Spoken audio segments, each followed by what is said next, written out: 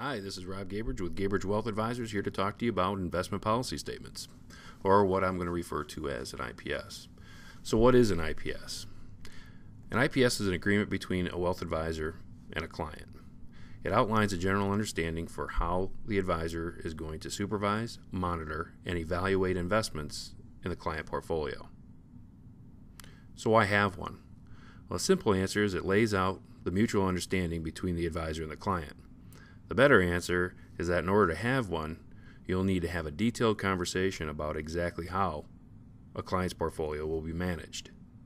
It certainly will set the relationship off in a good direction, but it's also going to keep emotion out of it if we have to make any portfolio changes with the market gyrations. So let's take a look at what you should include in the IPS. This is what we include in our IPS.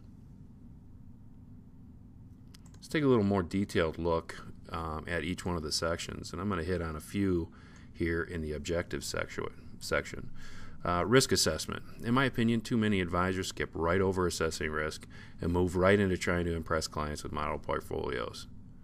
And this is completely backwards. Unless you know a client's tolerance and capacity to take risk, talking about assets and returns is worthless. Strategic allocation. Now, I happen to be in the camp of advisors and economists that believe that at least 87%, and some believe upwards of 93%, of the differential performance is related to asset class selection as opposed to the underlying securities.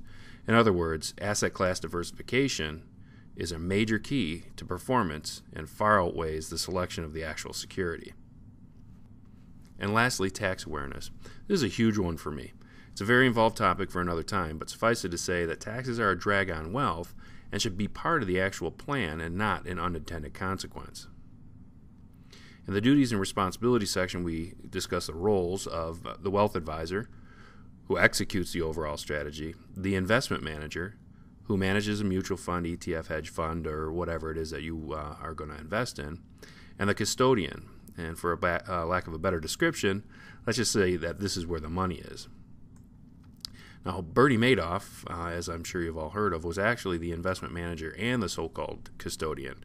So let's make sure that we've got some separation here and keep the manager independent of the custodian. We also need to lay out the criteria for selecting the investment managers. And these are some of the criteria that I include in our investment policy statements. At this point, we have the bulk of the IPS completed. However, we need to develop the basis on which the portfolio would be monitored. The IPS should be reviewed with your advisor at least annually.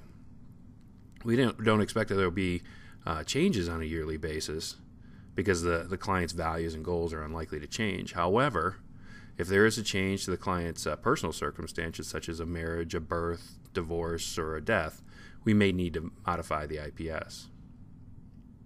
Lastly, I actually sign the document and ask my clients to do so as well. To me, it's the handshake and a healthy display of mutual commitment. There you have it, investment policy statements. If you haven't done so already, I invite you to check out our website, subscribe to my blog, follow me on Twitter, and connect with me on LinkedIn. Thanks for taking the time.